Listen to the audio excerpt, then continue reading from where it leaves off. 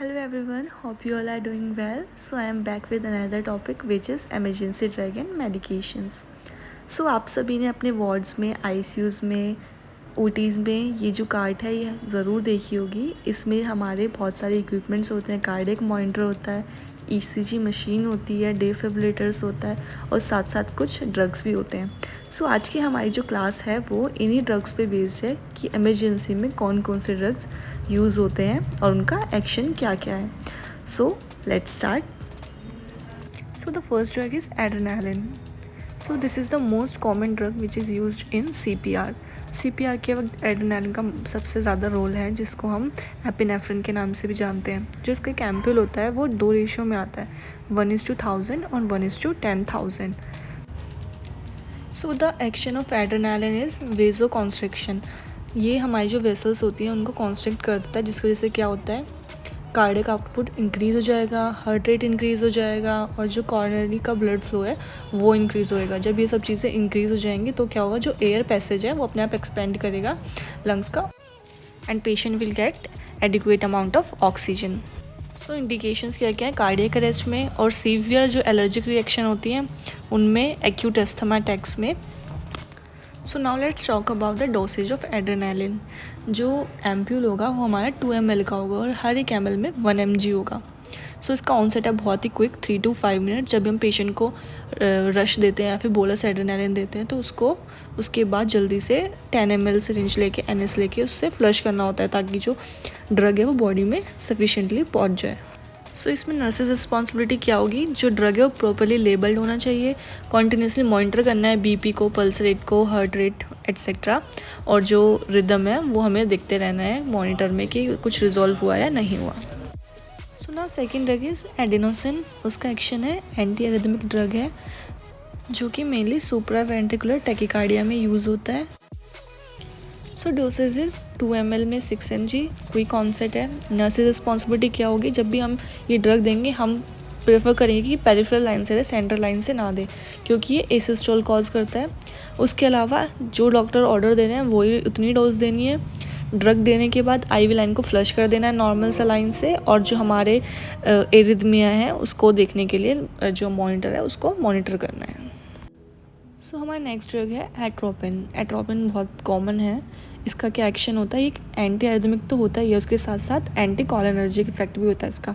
Anti cholinergic effect कैसे होता है, ये जो न्यूरोट्रांसमीटर है हमारा एसिटाइल कॉलिन, उसके एक्शन को ब्लॉक कर देता है, जिसकी वजह से क्या होता है, जो सिक्रीशंस है वो रिड्यूस हो जाते हैं। तो मेनली जो एट्रोपिन है बहुत सारी कंडीशंस में यूज़ होता है, लाइक COPD वगैरह में। और इसका एक मोस्ट इंपॉर्टेंट एंटीडोट है जो क्वेश्चन में पूछा जाता है, हमेशा एग्जाम में आता है कि ऑर्गन ऑफ फॉस्फोरस की अगर पॉइजनिंग है उसमें क्या एंटीडोट दिया जाता है, वो है atropine. So this is the most important question. So dosage होगी हर एक ml में 0.6 mg प्रेजेंट होगा, ऑनसेट इमीडिएट है।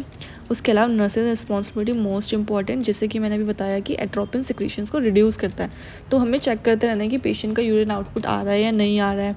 और जो म्यूकस मेम्ब्रेन है अगर वो ड्राई हो रही है तो उसको प्रिवेंट करने के लिए हमें जो भी हमारे मेजर्स हो सकते हैं वो हमें अप्लाई करने हैं, और ECG को मॉनिटर करना है, और GI फंक्शन है उसको भी इम्पॉर्टेंटली मॉनिटर करना है, क्योंकि अगर ये सिक्रीशन रिड्यूस करा तो साथ साथ क्या गैस्ट्रिक जूस और बाइल जूस वगैरह वो भी सब रिड्यूस हो जाएंगे।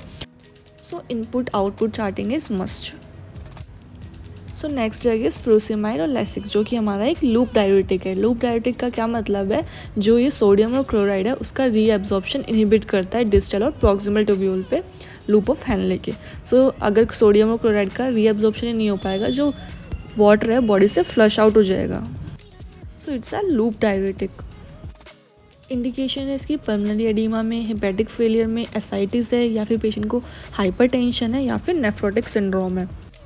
सो इसमें नर्सेज रिस्पॉन्सिबिलिटी क्या होगी, इनपुट आउटपुट चार्ट मस्ट करना है। जैसे कि इसका एक्शन होता है कि सोडियम और क्लोराइड का रीएब्जॉर्प्शन प्रिवेंट करता है, तो हमें असेस करना है कि पेशेंट को हाइपोकैलेमिया तो नहीं है और साथ साथ पेशेंट को हाइपोटेंशन तो नहीं हो रहा। और सबसे ज़्यादा इंपॉर्टेंट है इसका एक साइड इफ़ेक्ट होता है टिनिटस, तो उसके लिए पेशेंट को मॉनिटर करना है। So next drug is calcium gluconate. सबको पता है कि जो कैल्शियम है वो हमारे कार्डियक कॉन्ट्रैक्टिबिलिटी में हेल्प करता है, उसके साथ साथ नर्वस सिस्टम, मस्कुलर सिस्टम और स्केलेटल सिस्टम को वर्क करने में भी बहुत हेल्पफुल है। सो कैल्शियम ग्लूकोनेट का इंजेक्शन अगर बॉडी में calcium serum calcium level decrease हो गया है तब यूज़ करते हैं। इसका मोस्ट कॉमन जो क्वेश्चन पूछ जाता है वो है रूल ऑफ 10 क्या है। तो रूल ऑफ 10 है 10% कैल्शियम ग्लूकोनेट को इन्फ्यूज़ करना होता है 10 ml NS के साथ ओवर 10 मिनट।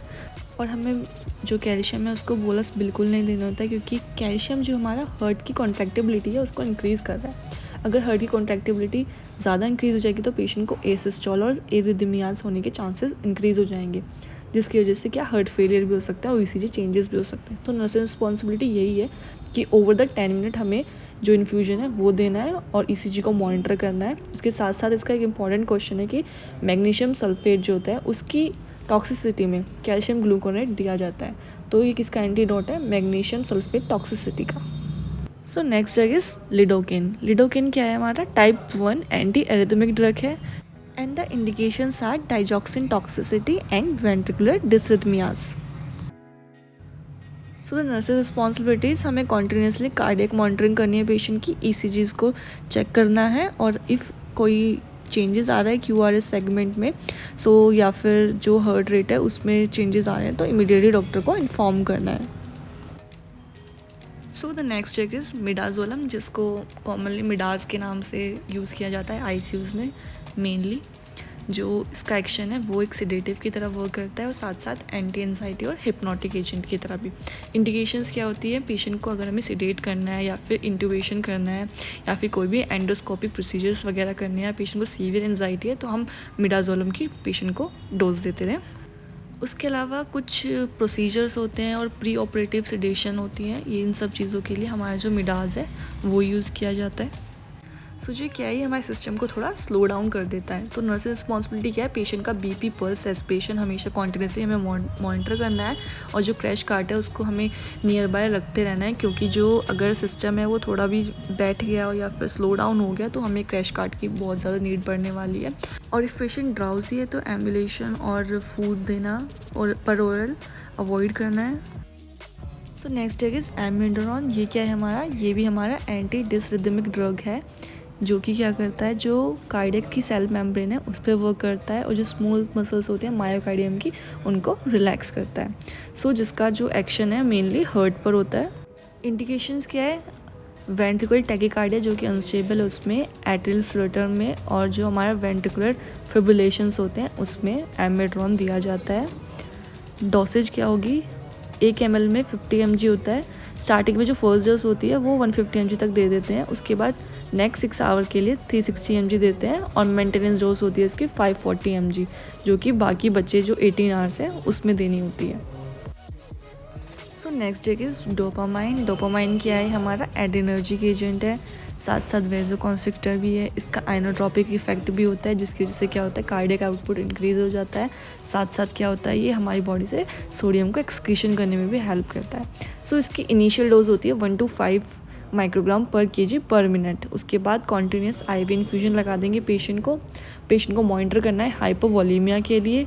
ज़्यादा एक्सेसिव बॉडी से अगर फ्लूइड लॉस हो रहा है तो भी प्रॉब्लम है।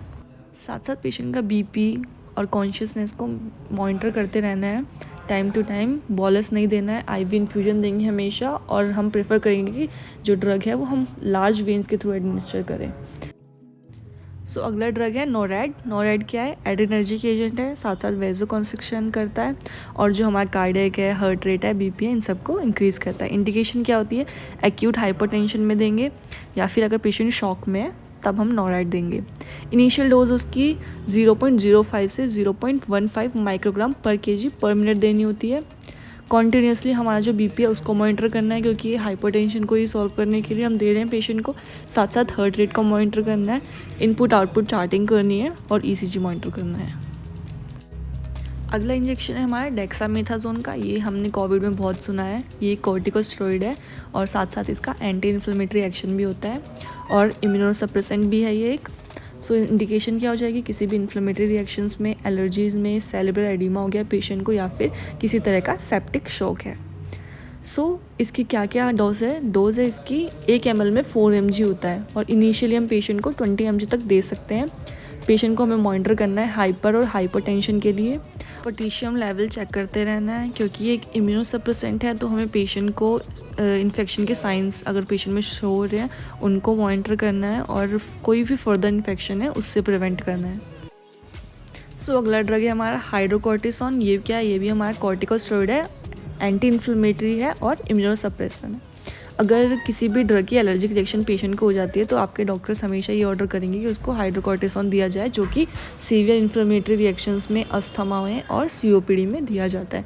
इसकी डोसेज होती है 100 से 500 mg तक, जो कि हम 24 आवर्स में 3 to 4 टाइम दे सकते हैं। हमें plasma cortisol level time to time check करते रहना है, मॉनिटर करना है पेशेंट को हाइपोकैल्सीमिया या फिर हाइपरग्लाइसीमिया या फिर पेशेंट को अदर कोई इलेक्ट्रोलाइट इम्बैलेंस तो नहीं है। साथ साथ पेशेंट को मॉनिटर करना है साइन ऑफ इन्फेक्शन के लिए, क्योंकि एक एज अ इम्यूनोसप्रेसेंट भी होता है। सो अगला ड्रग है सोडियम बाइकार्बोनेट और सोडा बाइकार्ब, जो कि हमारे पेशेंट को अगर एसिडोसिस है उसको रिवर्स करने में हेल्प करता है। इंडिकेशन इसकी यही होगी मेटाबॉलिक एसिडोसिस या फिर सैलिसाइलेट पॉइजनिंग। सो इसका एक्शन मेटाबॉलिक एसिडोसिस में है, तो हमें पेशेंट का टाइमली एबीजी चेक करते रहना है, उसके साथ साथ सीरम इलेक्ट्रोलाइट बैलेंस चेक करते रहना है, साथ साथ रेस्पिरेशन, पल्स और जो हार्ट रेट है उसमें अगर कोई एबनॉर्मेलिटी फील हो रही है वो डॉक्टर को नोटिफाई करना है। Next drug is Avil. Avil हमारा एंटी एलर्जिक ड्रग है, जो केमिकल मैसेंजर है हिस्टामिन, उसके एक्शन को ब्लॉक करके वर्क करता है। सो किसी भी एलर्जिक रिएक्शन में हम पेशेंट को एविल इंजेक्शन देते हैं। एविल का जो एम्प्यूल है वो 45.5 mg का आता है 2 ml में। सो मेनली अगर पेशेंट को ब्लड इन्फ्यूजन चल रहा है, अगर उसको उससे एलर्जिक रिएक्शन हो गई या फिर कोई भी आईवी मेडिकेशंस चल रही हैं, अगर उससे पेशेंट की बॉडी में रैशेज और इचिंग स्टार्ट हो जाती है तो सबसे पहले एविल ही दिया जाता है as a anti allergic mechanism. So ये मेनली हमारे इम्पॉर्टेंट इमरजेंसी ड्रग थे जो भी आईसीयूज़ में किसी भी इमरजेंसी के वक्त ड्यूरिंग सीपीआर यूज़ होते हैं। इसके अलावा एक हम इम्पॉर्टेंट टॉपिक है राइट्स ऑफ मेडिकेशन एडमिनिस्ट्रेशन। सो इसमें हमारे मेनली 14 राइट्स हैं। तो 14 राइट्स क्या क्या हैं चलिए देखते हैं। First one is right drug, second right client, third right route, fourth right dose, fifth right frequency, sixth right assessment, seventh one is right approach, eighth is right education, ninth is right evaluation, 10th is right documentation, 11th is patient has a right to refuse, 12th is principle of care, 13 is right prescription and 14 is right nurse clinical। सो ये सभी rights हमें ध्यान में रखने हैं जब भी हम पेशेंट को कोई भी ड्रग एडमिनिस्ट्रेट करने के लिए जाते हैं। इसके साथ साथ हमें जो मेडिकेशंस हैं उनका एक्सपायरी चेक करना है, डोसेज चेक करना है, नाम अच्छे से चेक करना है, लुक अलाइक और साउंड अलाइक मेडिकेशंस हैं उनको ध्यान से देखना है और अच्छे से पढ़ने के बाद ही पेशेंट को एडमिनिस्टर करना है। So that's all for today. I hope you like the class, और अगर आपको कोई डाउट है तो आप कमेंट कर सकते हैं। And please don't forget to subscribe my channel. Thank you.